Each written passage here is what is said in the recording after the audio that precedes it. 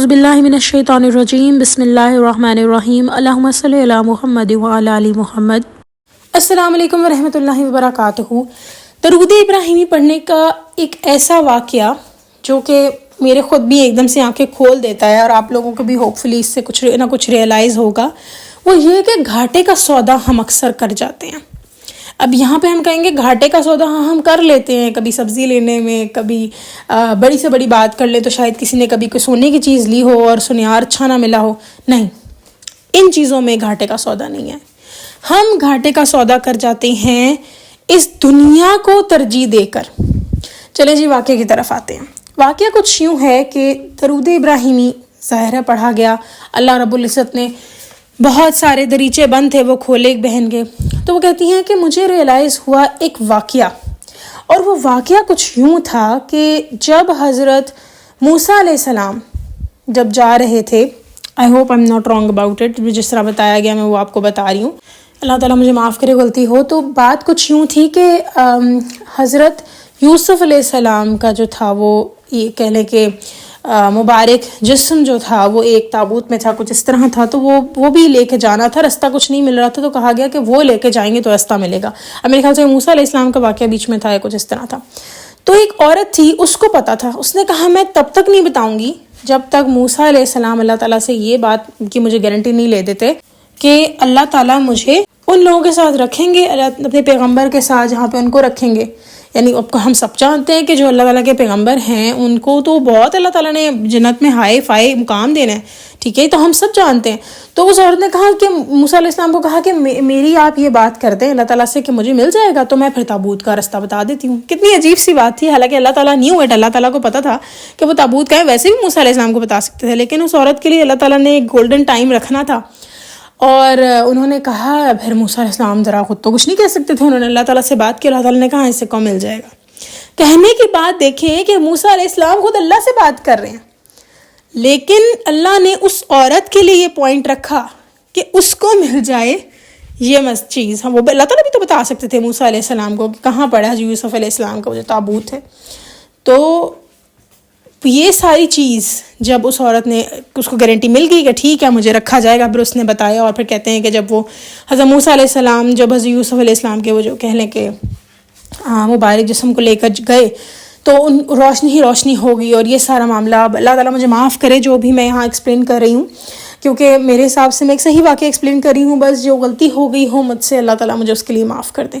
یہاں آپ دیکھیں کہ اس عورت نے اللہ تعالیٰ نے ان کو کتنا ایک بہترین، میں اس عورت بھی نہیں کہنا چاہوں گی، میں بلکہ ان کو بڑے احترام سے کہنا چاہوں گی کہ ان خاتون کے ساتھ اللہ تعالیٰ نے یہ معاملہ کیا کہ اب رائٹ ناؤ وہ جہاں بھی ہوں گی ان کو پتہ ان کو ملنا وہی ہے، اگر ابھی تک وہ اس مقام تک نہیں پہنچی یا قیامت والے دن بھی ان کو ملنا ہے یا ابھی مل چکا ہے یہ سارے معاملات، تو وہ وہیں پہ ہی جائیں گی جہاں اللہ نے ان کو کہہ دیا۔ اللہ تعالیٰ تو کہتے ہیں میرے وعدے سچے ہیں، میری بات سچی ہے۔ تو ہم دیکھیں کتنے گھاٹے کے سودے کر رہے ہیں، ہم اپنا ایک طرح سے اللہ تعالیٰ کو سائڈ پہ کر کے دنیا کو پہلے ترجیح دے رہے ہیں، افسوس کی بات نہیں ہے۔ تو یہی بات کہتی ہیں کہ مجھے جب ریئلائز ہوئی تو میں نے دیکھا کہ میں کیا کیا گھاٹے کا سودا کر رہی ہوں اپنا اس دنیا میں بیٹھی ہوئی۔ بہت سارے گھاٹے کے سودے نظر آئے۔ اپنا سونا جس میں اللہ کو فوقیت نہیں دی، نمازیں قضا ہو رہی ہیں، نمازیں جا رہی ہیں، نمازیں لیٹ ہو رہی ہیں۔ پیسہ، سب سے بڑی چیز پیسہ۔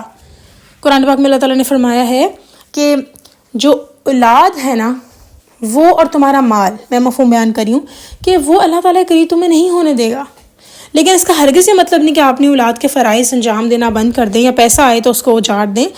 اللہ تعالیٰ نے ایک آپ کو بات بتائی ہے، اور ہمیں یہ چاہیے کہ ہم ان سب چیزوں میں اتنا کھو نہ جائیں پیسے اور اولاد میں کہ ہم اللہ کو بھول دیں، استغفر اللہ۔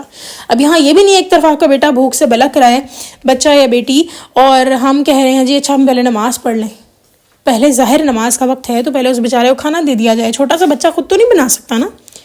تو کہنے کی بات یہ ہے کہ ان کی بھی پوچھ گچھ ہونی ہے، اگر یہ سب چیزیں نہ ہوتی تو وہ حدیث ہے حضور پاک صلی اللہ علیہ وسلم اس میں کہا گیا ہے کہ ایک بچے، کسی کے دو بچے ہیں تو کسی نے ایک کو ایک بوسہ دے دیا، دوسرے کو کم دیا، تو یہ بھی اس کی بھی پوچھ ہونی ہے۔ اب آپ سوچ لیں کہ ہم جانتے ہیں کہ فیملیز میں فیوریٹ چائلڈ ہو جاتا ہے، یہ سب چیزیں ہمیں انڈرسٹینڈ کرنی ہیں.